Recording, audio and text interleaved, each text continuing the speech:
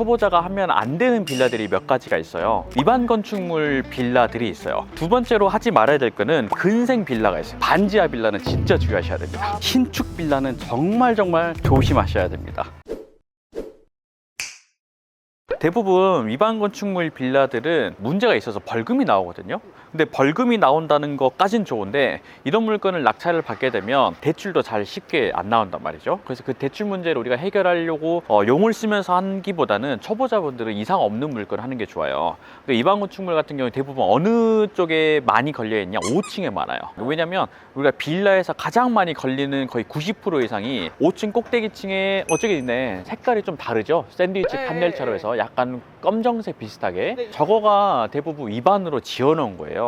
이게 왜 이런 현상이 생기냐면 빌라 같은 경우에는 옆에 있는 주거단지들에 짓기 때문에 옆에 있는 빌라에서도 햇볕을 받아야 되는 권리가 있죠. 그걸 우리가 1조 사선권이라고 하는데 1조 사선권이 침해되지 않게 하려고 꼭대기로 올라갈수록 약간 피라미드 형식으로 지어올라 계단식으로 그림자가 밑에까지 다 앉으면서 햇빛을 받을 수 있거든요. 근데 그렇게 되면 5층에 있는 사람은 어쩔 수밖에 없어요. 면적이 좁아질 수밖에 없거든요. 그래서 일단은 허가는 그걸로 받는 거예요. 그 다음에 허가 받아놓고 옆에다가 추가적으로 이제 덮어놓는 건데 이제 이런 것들이 위반 건축물이라고 걸려요. 그래서 경매물건 보다 보면 위반 건축물 등재가 되는 것들이 있는데 첫 번째 1년에 한 번씩 이행 강제금을 내야 돼요. 이 이행 강제금은 보통 한 몇십만 원에서 조금 많게는 100만 원대까지 늘어나게 되는데 이 물건을 이제 정상적으로 팔려면 이걸 해제해야 되거든요. 그럼 해제하려면 어떻게 해야 될까요? 철거를 해야 돼요. 그럼 철거를 하면 내 집이 또 좁아지겠죠. 그래서 애초에 이 초보분들은 이런 위반 건축물 물건들은 도전 안 하시는 게 좋겠다. 두 번째로 하지 말아야 될 거는 근생 빌라가 있어요. 근생 빌라. 근생 빌라라는 거는 조금 생소하실 수 있는데 빌라는 빌라처럼 생겼는데 실제로는 사무소나 상가나 이런 걸로 허가를 받은 곳이에요. 근데 겉보기에는 빌라야.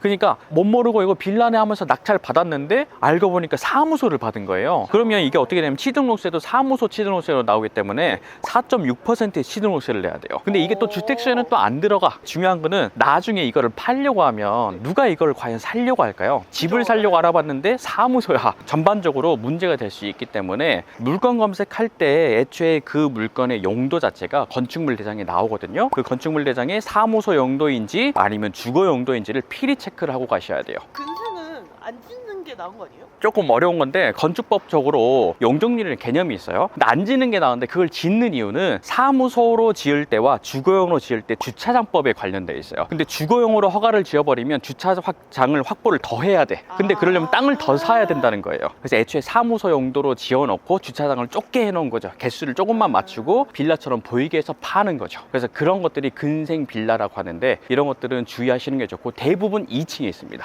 빌라가 1, 2, 3, 4, 5층에 있으면 그 중에 2층이 거의 80% 이상이 근생 빌라인 경우가 많아요. 그래서 여러분들이 물건 검색하실 때는 2층에 있는 빌라일 때는 한 번쯤은 건축물 대장을 클릭해서 사무소 용도인지 아닌지는 필히 체크해 볼 게 필요하다. 그 다음에 세 번째, 반지하 빌라는 진짜 주의하셔야 됩니다. 반지하 빌라 같은 경우에는 해야 될 곳이 있고 하면 안 되는 곳이 있어요. 해야 될 곳은 어딜까요? 오르막길 높은데?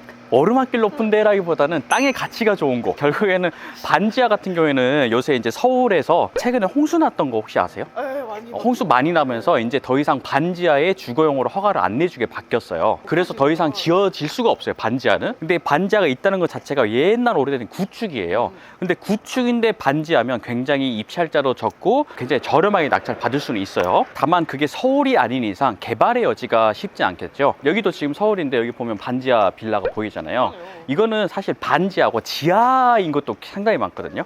근데 반지하 정도라고 한다면 이제 만약에 홍수가 난다. 그럼 이제 문제가 될 수 있기 때문에 경매를 하는 처음 하시는 분들이 대부분 목표가 단기 매도 쪽으로 생각하세요. 그래서 웬만하면 반지하 빌라도 안 하시는 게 좋고요. 특히 반지하는 습기 때문에 곰팡이가 너무 많이 나오기 때문에 만약에 받았다 그러면 제습기는 반드시 놔야만 팔릴 거예요. 초보라고 하신다면 반지하 빌라는 조금 주의하시는 게 좋을 것 같아요. 마지막은요, 신축 빌라는 정말 조심하셔야 됩니다. 우리가 혹해서 사게 되는 그 분양가 문제 때문인데 이게 신축이다 보니까 인테리어도 좋고 주차장도 잘 돼 있고 굉장히 깔끔하잖아요. 근데 그걸 모르고 낙찰을 받게 돼버리면 내가 최고점에 물리는 현상이 생길 수도 있어요. 원래 빌라라는 거는 자동차 같은 개념이거든요. 우리 신축 아파트는 감가가 되나요? 오히려 오르나요? 네, 오히려 올라요. 신축이라 좋아요. 근데 신축 빌라는 오히려 감가 때문에 가격이 떨어지는 구간이 있거든요.